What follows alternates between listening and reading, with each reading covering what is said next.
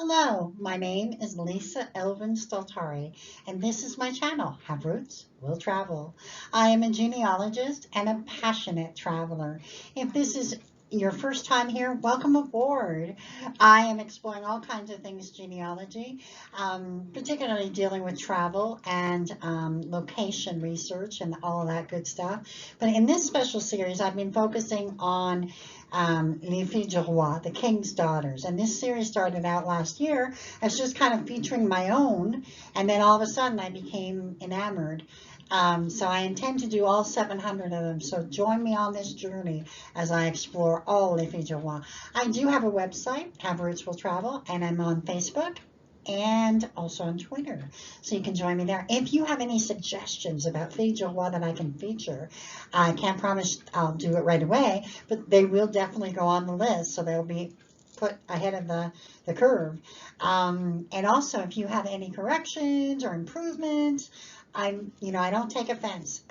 People have done all kinds of comments and have, corrected my pronunciation, and I appreciate every last one of you contributing because it just makes me better.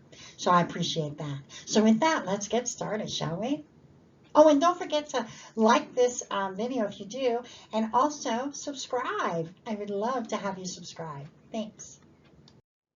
Those of you who are regular viewers know that I produced a video called Les Filles du Roi, the program 2.0, in which I describe the program as it was started by the intendant Jean Thanon and ran for about 10 years, and how the girls were recruited, how they came across, all the nuts and bolts of how to do this, and how 700 and plus women came aboard. So I would urge you to have a look at that just to get you some kind of context of what your particular Filles du Roi went through. And also, most of us have, if you have one Filles du Roi, chances are you have more than a few. So I would urge you to have a look at that video. So let's get started and look at number 54. Who is our Filles du Roi of the week? Let's have a look. So the lady we're going to be featuring today is Marie Magnier. Now, there are many, many different spellings and pronunciations of her name. This is the one I'm going with. It's all good. There's lots of other, I've seen Magnier, I've seen all kinds of things. So this is the spelling I'm going with because I'm partial to Peter J. Gagne's spellings of things, and so I kind of use him as not the end all and be all, but he kind of almost is. So Les Filles du Roi by Peter J. Gagne, who is just 2-volume set, which is an incredible book, and any of you should be lucky enough to grab a copy of that. So let's get to know Marie, but first I want to let you know that she is actually the great-grandmother of the husband of one of my dear friends who has French-Canadian ancestry, all over the place. So it was really a neat thing to find here in Arizona. So every so often I come across a Filles du Roi who we kind of know how old she is, 1648. We don't know exactly in France she's born. We know she's from France because that's what it said on the ship manifest. But other than that, unknown. Her parents are not known. So very mysterious. So I just I put the flag of France and the map. And there we go. So let's get started and find out where she goes from here. So she is recruited, obviously, and takes the ship Le Saint-Jean-Baptiste de Dieppe. So that's an interesting thing for you to kind of say, okay, well, find out where Dieppe is and find out, okay, where could she have been from? So if that was one of your descendancies, that would definitely be part of what you would be looking at.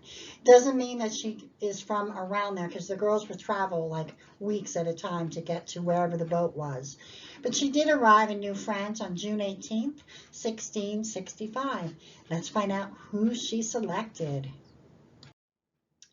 Now, the groom she selects, his name is Michel Chartiers, and he's born about 1640, around, and we're not sure, again, it's a very mysterious couple, in the location of La Rochelle, France. And we think that his father's name was Michel Chartier and his mother's was Antoinette Leroux. Again, I put a question mark. Let's talk a little bit about La Rochelle. It was founded during the 10th century, became a very important harbor, as you can see by the upper left, in the 12th century. Until the 15th century, La Rochelle was to be the largest French harbor on the Atlantic coast, dealing mainly in wine, salt, and cheese, all the good stuff. The name was first recorded in 961 as Lupella, from a Latin diminutive meaning little rock. La Rochelle has one of the richest histories of all the towns of France, from its beginnings as an area where the Knights of Templar had their strongest base. Now, Eleanor of Aquitaine married Henry Plantagenet in 1152, who became King of England as Henry II. In 1154, thus putting La Rochelle under his rule until Louis VIII captured it in the 1224 siege of La Rochelle. During the English control of the city in 1185, Henry II had the Vauclair castle built, remains of which are still visible in the Place de la Verdun. So you can actually visit, you can see some of the remains. From 1568, La Rochelle became a center for the Huguenots.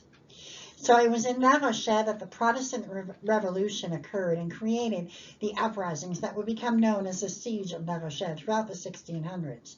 The Huguenots were expelled from La Rochelle. We do not know if Michel Chartiers was a Huguenot. We absolutely don't know.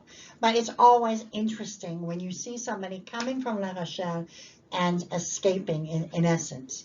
Now, in a lot of the literature that I've read about Michel Chartiers, and it also comes from the Chartier family book, it states that Michel and Marie were married in France. However, it does not compute because Marie was a fille du roi, and we have her on the ship's manifest. We also, this little tiny bit, and we'll talk about where they lived, but they lived on a place called Ile d'Orléans. And in a very old book, it states that Michel Chartier, who was married to Marie Munier, remember I told you about all of the different spellings, and they were established in Ile d'Orléans, okay, or he was established in 1662. So, he's about 22 years old at that point. So 1662 refers to when he first landed in that area. So that's just the information that I've got. So Marie arrived in New France on June 18th of 1665. It's highly likely that the marriage took place somewhere between July and August. Their first child was born in May of 1666. Again, this wonderful, mysterious couple, we don't have anything. We have no written documents. I wonder if we'll ever get some. Let's have a look. So Michel and Marie would settle on Ile d'Orléans, which is located in the St. Lawrence River. Just to give you an idea of the place, it's kind of 3 miles east of downtown Quebec City. The island was one of the very first parts of the province to be colonized by the French. And a large percentage of French Canadians can trace their ancestry to the early residents of this island. The island has actually been described as a microcosm of traditional Quebec and as the birthplace of Francophones in North America. Officials later changed the name to Ile d'Orléans in honor of the second son of King Francis Henri II, the Duke of Orleans. The island was also known as Grande Ile, Sainte Marie, Saint Laurent for certain periods in the 17th and 18th centuries. I give you that in case you're doing research and you come across these names. It is the same place.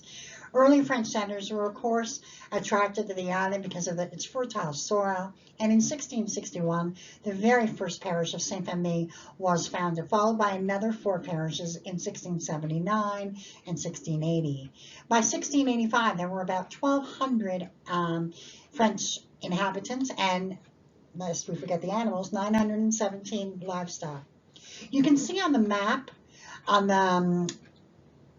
the top here, kind of the island and how it is divided into sections. So you have Saint-Pierre, Saint-Famille, Saint-François, Saint-Jean, Saint-Laurent, and Saint-Pétronille. So that is important to note that Ile d'Orléans is composed of these, townships or towns.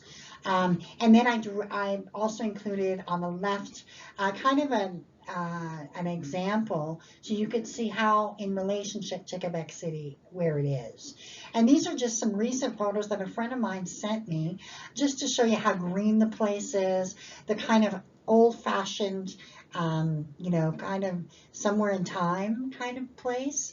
It is absolutely number one on my bucket list to visit. I have to see it. So you can see here that there were two censuses in 1666 and 1667. In case you're wondering why, it was because the first one, they didn't get two right. So it doesn't matter how many years go by, the government still makes mistakes. So Jean Talon said, let's just do another one. So in the first census, it was only Michel and Marie who were there. And it actually lists what he does. He was a net maker. Okay, and also a farmer. So in the second one, by then their son was born, and Michel Chartiers, Marie, and their son Charles, who was 15 months. And it said they had one tête de bétail, I'm sort of cut off in there, which is a head of cattle, and then 3 arpents à valeur. So he had 3 arpents, about an acre of land. So not a lot of land, but it's an acre. So there you have it. In terms of where Michel and Marie were at around this time. Let's have a look at the family they created. So Michel and Marie would go on to have 4 children. Their firstborn, Charles, married Marie-Louise Lemaitre and had 6 children, 2 of whom reached adulthood. Michel, my friend's husband's line, would marry 4 times. Firstly, to Marie-Catherine Chamberlain and had 6 children, 4 of whom reached adulthood. Next, he married Anne des Trois Maisons, whose mother was a fellow Fille du Roi, Martine Coisny, that we featured in video number 53. You just saw her. And had 6 children, 5 of whom reached adulthood. Next, he married Anne-Jeanne Grondin and had 2 more children, 1 of whom reached adulthood. He married Jeanne Chartres, but had no children born of that union. Now, Marie never married, and it is assumed that she was a religious person and devoted her life to the church.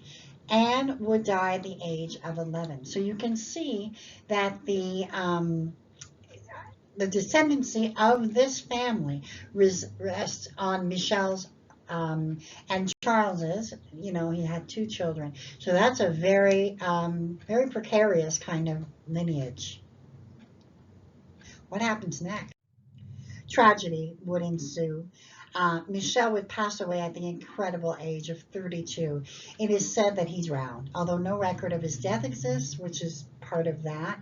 Perhaps no body was ever found. He was a net maker, so he would often, be out on the sea with his net, and it's possible that an accident occurred. That's all we know. So who did Marie turn to next? The husband that she would find next, his name is Louis Gessereau, and he was born in 1641 in the parish of Saint-Mathurin in les Sables d'Olonne in Poitou, France. His parents were Pierre Gessereau and Perrine Bonneau. So you can see on the map where it is, very coastal. You can see how beautiful it is. This is an example of the church that he would have, probably been baptized in. Marie and Louis Gessereau were married at Saint-Famille on the island of Orleans on January 7, 1673. And this is the 2-part marriage certificate that we finally find. She finally gets some kind of information. And that's just kind of an illustration of the church at Saint-Famille.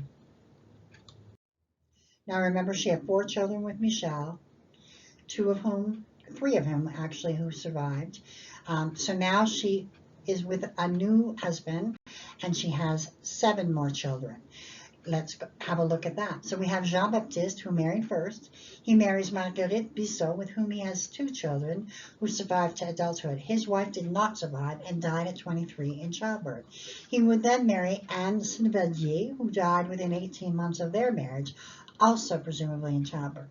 His 3rd wife, Thérèse Canac, produced 1 more child who made it to adulthood. Unfortunately, then, Jean-Baptiste himself would succumb, dying at the age of 53.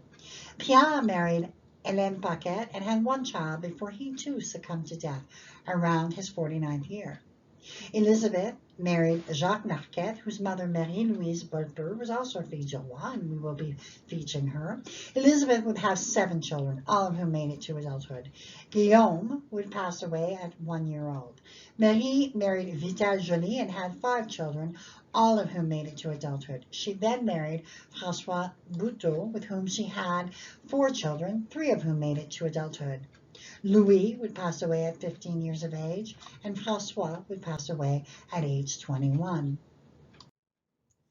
So, in their later years, Louis would pass away at the age of 67 on the 14th of December in 1708. At his death, he and Marie would have been married 35 years. Marie would live on until the remarkable age of 80, dying on the 5th of December, 1723. All that she saw in her life, giving birth to 11 children, surviving 2 husbands and the early death of one, leaving her homeland, all of the above makes her an incredible, incredible woman. And to live on the island of Orleans at that time would have been incredible. She would have seen it grow and take shape. So I think she is truly an outstanding fille du roi. So the legacy of Marie and her first husband actually live on in the statue that is at Ile d'Orléans. She and her first husband are listed there as the pioneers of Ile d'Orléans. And of course, there is the Chartiers Family Association. I was not able to find an association for her subsequent husband. If any of you know of it, please let me know in the comments below. And I will be putting the links to the Chartiers Family Association. And lastly, if anyone doubts her contribution, in 1729, even with she didn't have like 20 children, and she would have 148 descendants as of 1729. So the children that she bore children and then bore some more. So I think her legacy lives on, and this was a really neat kind of person to kind of profile, because she was able to live a really long life and truly make a contribution to a very small part of a wonderful place that is Ile d'Orléans. And with that, I will bid you adieu, and I will see you on episode number 55. Until then, au revoir.